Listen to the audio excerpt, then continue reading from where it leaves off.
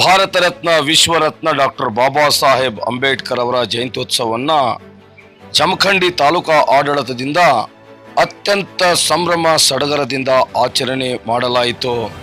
ತ್ರಿಸರಣ ಪಂಚಶೀಲವನ್ನು ಹೇಳುವ ಮೂಲಕ ಬಾಬಾ Saheb doctor BR Ambedkar ಅವರ ಭಾವಚಿತ್ರಕ್ಕೆ ಗೌರವವನ್ನು ಸಮರ್ಪಣೆ ಮಾಡಲಾಯಿತು. ಈ ಸಂದರ್ಭದಲ್ಲಿ ಉಪವಿಭಾಗಾಧಿಕಾರಿಗಳಾದ ಶ್ವೇತಾ ಬೀಡಿಕರ್ ಅವರು, ತಹಶೀಲ್ದಾರರಾದ ಅನಿಲ್ ಬಡಿಗೇರ್ ಅವರು, ಪೌರಾಯುಕ್ತರಾದ ಜ್ಯೋತಿ ಗಿರೀಶ್ ಎಸ್ ಅವರು, ಸಮಾಜ ಕಲ್ಯಾಣಾಧಿಕಾರಿಗಳಾದ ಪಾಸ್ವಾಡೆ ಅವರು, CPI ಮಲ್ಲಪ್ಪ ಮಡ್ಡಿ, PSI ಅನಿಲ್ ಕುಂಬಾರ್ ಅವರು ಸೇರಿದಂತೆ ಮುಖಂಡರಾದ ಶ್ಯಾಮರಾವ್ ಘಾಟ್ಗೆ, ಸುಭಾಷ್ ಲಗಳಿ, ಯಮನಪ್ಪ ಗುಣದಾಳ್, ಶಶಿಧರ್ ಮೀಸಿ, ಪುಟ್ಟು ಪಾನಿ, ರಮೇಶ್ ಆಲ್ವಾಳ್, ಯಮನೂರ್ ಮೂಲಂಗಿ, ಮುತ್ತಣ್ಣ ಮೇತ್ರಿ, ಗೋಪಿನಾಥ್ ಮೀಸಿ, ಶ್ರೀನಾಥ್ ನವನಿ, ಸಂಜು ಮೀಸಿ, ಭೀಮು ಮೀಸಿ, ಸೂರಜ್ ಕುಡ್ರಾಣಿ ಸೇರಿದಂತೆ ವಿವಿಧ ಸಂಘಟನೆಗಳ ಮುಖಂಡರುಗಳು ಭಾಗವಹಿಸಿದ್ದರು.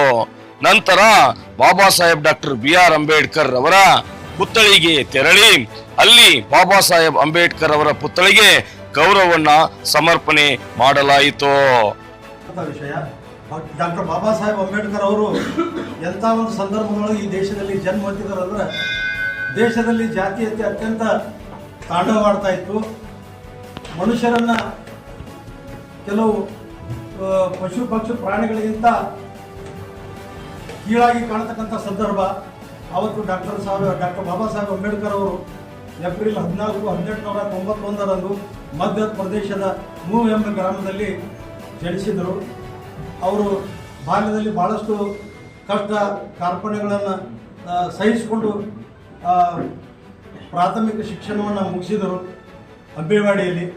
ನಂತರ ಸಾತಾರ, ಪುಣಾದಲ್ಲಿ ತಮ್ಮ ಮಾಧ್ಯಮಿಕ ಮತ್ತು ಕಾಲೇಜ್ ಶಿಕ್ಷಣವನ್ನು ಅಲ್ಲಿ ಪ್ರಾರಂಭ ಮಾಡಿ ವಿದೇಶಕ್ಕೂ ಕೂಡ ಬಡೋರಿ ಮಹಾರಾಜರ ಸಹಕಾರದಿಂದ ವಿದೇಶಕ್ಕೆ ಹೋಗಿ ಅವರು ಈ ನಮ್ಮ ಅರ್ಥಶಾಸ್ತ್ರದಲ್ಲಿ ಪದವಿಯನ್ನು ಮುಗಿಸಿದರು.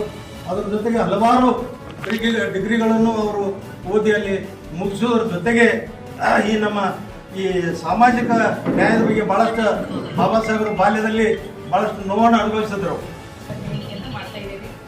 ಈಗಾಗಲೇ ಇಬ್ಬರು ಹಿರಿಯರು ಬಹಳ ಅತ್ಯಂತ ಅರ್ಥವಾಗಿ ಮಾತಾಡಿದರು. ಡಾಕ್ಟರ್ BR ಅಂಬೇಡ್ಕರ್ ಸಾಹೇಬರು ನಮ್ಮ ದೇಶಕ್ಕೆ ಅವರು ಭಾರತ ರತ್ನ ಪ್ರಶಸ್ತಿಯನ್ನು ನಾವು ಕೊಟ್ಟು ಎಲ್ಲೋ ಒಂದು ಕಡೆ ಅವರಿಗೆ ಚಿರಋಣಿಯಾಗಿದ್ದೀವಿ. ಆದರೆ ಅವರು ಭಾರತದ ರತ್ನ ಅಲ್ಲ, ಇಡೀ ಜಗತ್ತಿನ ರತ್ನ. ಇಡೀ ಜಗತ್ತಿಗೆ ಅವರು ಸಂದೇಶವನ್ನು ಸಾರಿದ್ದಾರೆ. ನಾವು ಭಾರತೀಯರು ಎಷ್ಟೊಂದು ಅದೃಷ್ಟವಂತರಿದ್ದೀವಿ ಅಂತಂದರೆ, ಈ ಕಡೆ ಬಸವಣ್ಣನವರು ಅಂಥ ತತ್ವವನ್ನು ಹೇಳಿದರು, ಕಾಯಕವೇ ಕೈಲಾಸ ಅನ್ನುವಂಥ ತತ್ವವನ್ನು ಹೇಳಿದರು. ಅದರ ನಂತರದಲ್ಲಿ ಬಂದಿರುವಂಥ ಅಂಬೇಡ್ಕರ್ ಅವರು ಕಾಯಕದಿಂದ ನಿಮ್ಮ ಜೀವನವನ್ನು ರೂಪಿಸ್ಕೋರಿ, ಶಿಕ್ಷಣದಿಂದ ನಿಮ್ಮ ಜೀವನವನ್ನು ರೂಪಿಸ್ಕೋರಿ, ಸಂಘಟನೆ ಮಾಡಿ, ಹೋರಾಟ ಮಾಡಿ ಅಂತ ಹೇಳಿ ನಮಗೆ ಒಂದು ಸಂದೇಶವನ್ನು ಕೊಟ್ಟರು. ಈಗಾಗಲೇ ಕುಂದಾಳ್ ಹೇಳ್ದಂಗೆ ಬಾಬಾ ಸಾಹೇಬರು ಕೇವಲ ಒಬ್ಬ ಸಮುದಾಯಕ್ಕೆ ಸೀಮಿತವಾಗಿ ಯಾವುದೇ ರೀತಿ ಕೊಡುಗೆಯನ್ನು ಮಾಡಲಿಲ್ಲ. ಇಡೀ ದೇಶಕ್ಕಾಗಿ ಅವರು ದುಡಿದ್ರು. ಒಂದು ವಿಷಯ ಕುರಿತು ಅವರು ಯಾವುದೂ ಒಂದು ಕೆಲಸವನ್ನು ಮಾಡಲಿಲ್ಲ. ಎಲ್ಲ ನಾನಾ ಕ್ಷೇತ್ರಗಳಲ್ಲಿ ಅವರು ಕೆಲಸ ಮಾಡಿದರು. ಒಂದು ಪುಸ್ತಕವನ್ನು, ಸಂವಿಧಾನವನ್ನು ರಚನೆ ಮಾಡಿ ದೇಶಕ್ಕೆ ಅವರು ಕೊಡುಗೆ ಕೊಟ್ಟಿದ್ದಲ್ಲದೆ ಅವರನ್ನು ನಾವು ಯಾವ ರೀತಿ ಕರಿಬೇಕು ಗೊತ್ತಾಗಂಗಿಲ್ಲ. ಅವರು ಒಂದು ಜ್ಞಾನದ ಭಂಡಾರ, ಹೌದು, ಬ್ರಹ್ಮಾಂಡ ಅಂತಲೇ ಕರಿಬಹುದು. ಅವರು ಒಬ್ಬ ವಿಶೇಷವಾದಂತಹ ಮಾನವತಾವಾದಿ ಅಂತ ಹೇಳ್ಬೋದು. ಒಬ್ಬರು ಸಮಾನತೆಯನ್ನು ನೀಡಿರುವಂತಹ ವ್ಯಕ್ತಿ ಅಂತ ಹೇಳ್ಬೋದು. ತಮ್ಮ ಜೀವನವನ್ನು ತ್ಯಾಗ ಮಾಡಿ ನಮ್ಮ ದೇಶಕ್ಕಾಗಿ, ಈಗ ಹೇಳಿದ್ರು 30 ವರ್ಷಗಳ ಆಯುಷ್ಯ. ಅಫ್ಕೋರ್ಸ್ ನಾವೇ ಪರಿಶೀಲನೆ ಮಾಡಿ ನೋಡಿದಾಗ ಆ 30 ವರ್ಷ ನನಗೇನು ಬೇಡಪ್ಪ ಅಂತ ಕುತ್ಕೊಂಡಿದ್ರು ಅಂದರೆ ನಾವ್ಯಾರು ಈ ರೀತಿ ಬದುಕ್ತಿರ್ಲಿಲ್ವೇನೋ. ಅವರು ತಮ್ಮನ್ನು ತಾವು ತ್ಯಾಗ ಮಾಡಿ, ತಮ್ಮ ಹೆಲ್ತನ್ನು ತ್ಯಾಗ ಮಾಡಿ ಕುತ್ಕೊಂಡು 18 ತಾಸು ಕುತ್ಕೊಂಡು ಕೆಲಸ ಮಾಡೋದಲ್ಲ, ಅದು ಮಾಡಿದವ್ರಿಗೆ ಗೊತ್ತು. ಸೊ ಅವರ ಆರೋಗ್ಯವನ್ನು ಅವರು ಗಮನಿಸದೆ ದೇಶಕ್ಕಾಗಿ ದುಡಿದವರು, ದೇಶಕ್ಕಾಗಿ ಜ್ಞಾನವನ್ನು ಕೊಟ್ಟವರು, ದೇಶಕ್ಕಾಗಿ ಸಮಾನತೆಯನ್ನು ಕೊಟ್ಟವರು. ಸಂವಿಧಾನ ಪುಸ್ತಕವನ್ನು ಈಗ ಗುಂದಾಳವ್ರು ಹೇಳಿರೋದು ಅತ್ಯಂತ ಅರ್ಥಗರ್ಭಿತವಾದಂಥದ್ದು. ಇಡೀ ದೇಶದಲ್ಲಿರುವಂಥ ಕೋಟಿ ಜನಸಂಖ್ಯೆ ಸಂವಿಧಾನವನ್ನು ತಿಳ್ಕೋಬೇಕು. ಅವರಿಗೆ ನಾವೇನಾದರೂ ಒಂದು ಕೊಡುಗೆ ಅಥವಾ ಏನೋ ನಿಮಗೆ ಚಿರಋಣಿಯಾಗಿರ್ತೀವಿ ಅಜ್ಜಾರ ಅಂತಂದ್ರೆ ಆ ಅನುಚ್ಛೇದಗಳನ್ನು ನಾವು ಅರ್ಥ ಮಾಡ್ಕೋಬೇಕು, ಓದಬೇಕು, ತಿಳ್ಕೋಬೇಕು. ಯಾಕಂದ್ರೆ ಅವರ ತ್ಯಾಗಕ್ಕೆ ನಾವು ಅಟ್ಲೀಸ್ಟ್ ಅದನ್ನಾದ್ರೂ ಮಾಡಬೇಕು.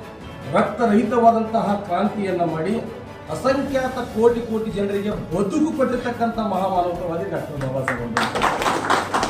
ಯಾವುದೇ ರಕ್ತ ಕ್ರಾಂತಿಯನ್ನ ಮಾಡಲಾರದು ಅವರ ಜೀವನದುದ್ದಕ್ಕೂ ಕೂಡ ಅವರು ಅಹಿಂಸಾ ಮಾರ್ಗವನ್ನು ಅನುಸರಿಸ್ತಾರೆ. ಒಂದು ಸಂದರ್ಭ ಹೆಸರು ಬರ್ತದೆ, ಮಹಾಚೋಡರಕೆರೆ ಹೋರಾಟ ಮಾಡುವಂಥ ಸಂದರ್ಭದಲ್ಲಿ ಇಡೀ ಸವರ್ಣರೆಲ್ಲ ದಲಿತ ಕೇರಿಗೆ ನುಗ್ಗಿ ದಲಿತರನ್ನ ರಕ್ತಸಿಕ್ತವಾಗಿ ಮಾಡಿಸ್ಬಿಡ್ತಾರೆ.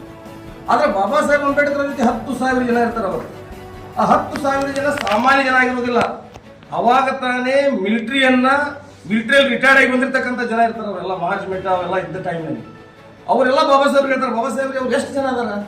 500 ಜನ ಅದಾರ, 1000 ಜನ ಅದಾರ, ನಮ್ಗೆ ಹೇಳಿ ಒಂದು ಆರ್ಡರ್ ಮಾಡಿಬಿಡ್ರಿ, ಅವ್ರನ್ನ ಮುಗಿಸ್ಬಿಡ್ತೀವಿ ಅಂತ. ಆದರೆ ಬಾಬಾ ಸಾಹೇಬ್ರಿಗೆ ಆಗಲೇ ಭಗವಾನ್ ಬುದ್ಧರನ್ನ ಒಪ್ಕೊಂಡಿರ್ತಾರೆ, ಶಾಂತಿ ಮಾರ್ಗವನ್ನು ಹೊಂದಿರ್ತಾರೆ. ನಾನು ಯಾವುದೇ ಕಾರಣಕ್ಕೂ ಹಿಂಸೆ ಮಾರ್ಗವನ್ನು ಅನುಸರಿಸೋದಿಲ್ಲ, ನಾವು ಶಾಂತಿಯುತವಾಗಿ ಇವ್ರನ್ನ ಗೆಲ್ಲಬೇಕು ಅನ್ನುವಂಥ ಹೋರಾಟ ಮಾಡಿದ್ರು Baba Saheb doctor B R Ambedkar. ಹೀಗಾಗಿ ಬಾಬಾ ಸಾಹೇಬರ ಅನೇಕ ವಿಚಾರಗಳು. ನಮ್ಮ ಪ್ರಶ್ನೆ ಏನಪ್ಪಾ ಅಂದ್ರೆ, ಬಾಬಾ ಸಾಹೇಬ್ ಅಂಬೇಡ್ಕರ್ ಅವರು ಈ ದೇಶಕ್ಕೆ 2 ವರ್ಷ 11 ತಿಂಗಳು 18 ದಿವಸ ಈ ದೇಶದ ಸಂವಿಧಾನವನ್ನು ಬರೆದ್ರು. 18ರಿಂದ 19 ಗಂಟೆ ಕೆಲಸ ಮಾಡಿ ಆ ಬರೆಯುವ ಸಮಯದಲ್ಲಿ ಬಾಬಾ ಸಾಹೇಬ್ ಅಂಬೇಡ್ಕರ್ ಅವರಿಗೆ ಸುಮಾರು 30 ವರ್ಷದ ಆಯುಷ್ ಹಾಳಾಗ್ತಿತ್ತು. ಆ ಟೈಮ್ನಾಗ ಅವರು ಅಸ್ತಮಾ ಬರ್ತೈತಿ, BP ಬರ್ತೈತಿ, ಶುಗರ್ ಬರ್ತೈತಿ, ಇತರೆ ಕಾಯಿಲೆಗಳೆಲ್ಲ ಬಾಬಾ ಸಾಹೇಬ್ ಸೇರ್ಕೊಂಡ್ಬಿಡ್ತಾವ. ಅವರ ಮುಂದಿನ 30 ವರ್ಷದ ಬದುಕು ಹಾಳಾಗ್ತೈತಿ. ದುರಾದೃಷ್ಟ ಏನಂದ್ರೆ ಇವತ್ತಿಗೆ ನಾವು ಸಂವಿಧಾನವನ್ನು ನೋಡಿಲ್ಲ. ಈ ದೇಶದ ರಾಜಕಾರಣಿಗಳಿರ್ಬೋದು, ಅಧಿಕಾರಿಗಳಿರ್ಬೋದು, ಸಮಯಕ್ಕೆ ತಕ್ಕ ಹಾಗೆ ಯಾವುದಾದ್ರೂ ಒಂದು ಆರ್ಟಿಕಲ್ ಬೇಕಾಗಿತ್ತು, ಯಾವುದಾದ್ರೂ ಒಂದು ಏನಾದ್ರು ಯೋಜನೆ ಮಾಡಬೇಕಾಗಿತ್ತು, ಅವಾಗ ಸಂವಿಧಾನವನ್ನು ಓಪನ್ ಮಾಡಿ ಅದರೊಳಗೆ ಯಾರು ಸಂವಿಧಾನ ತಜ್ಞರು ಅವ್ರನ್ನ ಕರೆಸಿ ಅದರ ಮೂಲಕ ನೋಡಿ ಅದರ ಮುಂದೆ ಕಾರ್ಯವನ್ನು ಮಾಡುವಂತಹ ಕೆಲಸ ನಡೀತಾ ಇದೆ. ಅದಕ್ಕೆ ನಾನು ಈ 135ನೇ ಜಯಂತ್ಯೋತ್ಸವ ಸಂದರ್ಭದಲ್ಲಿ ಒತ್ತಾಯ ಮಾಡುವಂಥದ್ದು ಏನಂದ್ರೆ, 7ನೇ ತರಗತಿ ಅಥವಾ 5ನೇ ತರಗತಿಯಿಂದನ ಸಂವಿಧಾನವನ್ನ ಪಠಣ ಮಾಡುವಂತಹ ಒಂದು ಸಂಸ್ಕೃತಿ ಜಾರಿ ಬರಬೇಕು ಭಾರತ. ಸಂವಿಧಾನದ ಅನುಚ್ಛೇದಗಳು ಏನ್ ಹೇಳ್ತಾವ, ಸಂವಿಧಾನ ಹೆಂಗೆ ನಮ್ಮನ್ನು ರಕ್ಷಣೆ ಮಾಡ್ತೈತಿ? ಯಾಕಂದ್ರೆ ಸಂವಿಧಾನ ಇಲ್ಲದೆ ಹೋದ್ರೆ ನಾವು ಯಾರು ಇಲ್ಲ, MLAಗಳಿಲ್ಲ, MP ಗಳಿಲ್ಲ, ಅಧಿಕಾರಿಗಳಿಲ್ಲ, ಜನರಿಗೆ ಅವರದಾದಂಥ ಹಕ್ಕುಗಳು ಇಲ್ಲ. ಹಾಗಾಗಿ ಸಂವಿಧಾನವನ್ನು ಬದಲು ಮಾಡ್ತಾರೆ ಅನ್ನುವಂಥ ಜನ ಹೋದಾರ, ಸಂವಿಧಾನವನ್ನು ರಕ್ಷಣೆ ಮಾಡ್ತಾರೆ ಅನ್ನುವಂಥ ಜನ ಅದಾರ. ಆದ್ರೆ ಸಂವಿಧಾನವನ್ನು ಓದ್ಕೊಡ್ರಿ, ಸಂವಿಧಾನವನ್ನು ಪಠಣ ಮಾಡಿಸ್ತೀವಿ ಅನ್ನುವಂಥವ್ರು ಯಾರು ಇಲ್ಲ. ಒಂದು ವೇಳೆ ಈ ದೇಶದ ಜನ ಸಂವಿಧಾನವನ್ನು ಓದಿಕೊಂಡ್ರ ಅದನ್ನು ಹೆಂಗೆ ರಕ್ಷಣೆ ಮಾಡ್ಕೋಬೇಕು ಅನ್ನೋದು ಅವರಿಗೆ ಸ್ವಂತ ಬುದ್ಧಿ ಬರಬೇಕು. ಹಾಗಾಗಿ ಆ ಒಂದು ಕೆಲಸ 7ನೇ ತರಗತಿ ಅಥವಾ 10ನೇ ತರಗತಿಯಿಂದ ಪ್ರಾರಂಭ ಆಗಬೇಕು. ಅದರಲ್ಲಿ ಬಾಬಾ ಸಾಹೇಬ್ ಅಂಬೇಡ್ಕರ್ ಅವರ ಕೆಲವೊಂದಿಷ್ಟು ಏನು ಮೇನ್ ಇದಿರ್ತವಲ್ಲ ಅನುಚ್ಛೇದಗಳನ್ನು ಹಾಕಿ ಆ ಸಂವಿಧಾನವನ್ನು ಏನಾದರೂ ನಮ್ಮ ವಿದ್ಯಾರ್ಥಿಯವರ್ಗಕ್ಕೆ ಅದನ್ನು ತಿಳಿಸಿದ್ದಾದ್ರೆ ಖಂಡಿತವಾಗಲೂ ಭಾರತ ದೇಶ ಬದಲಾಗ್ತೈತಿ. ಇವತ್ತಿಗೂ ಅಸ್ಪೃಶ್ಯತೆ ಆಚರಣೆ ಬೇರೆ ಬೇರೆ ರೀತಿ ಎಲ್ಲ ನಾವು ನೋಡ್ತಾ ಇದ್ದೀವಿ. ಸಾಕಷ್ಟು ಇಲಾಖೆಗಳು ಅಸ್ಪೃಶ್ಯತೆ ನಿವಾರಣೆಗೆ ಹೋರಾಟ ಮಾಡ್ತೀವಿ ಅಂತಾರ, ಅಸ್ಪೃಶ್ಯತೆ ನಿವಾರಣೆಗಾಗಿ ಕೇಸ್ಗಳದಾವ ಅಂತ ಹೇಳ್ತಾರ. ಆದರೆ ಇನ್ನೂ ಕೂಡ ಗ್ರಾಮೀಣ ಭಾಗದಲ್ಲಿ ಅಸ್ಪೃಶ್ಯತೆ ಜೀವಂತ ಐತಿ.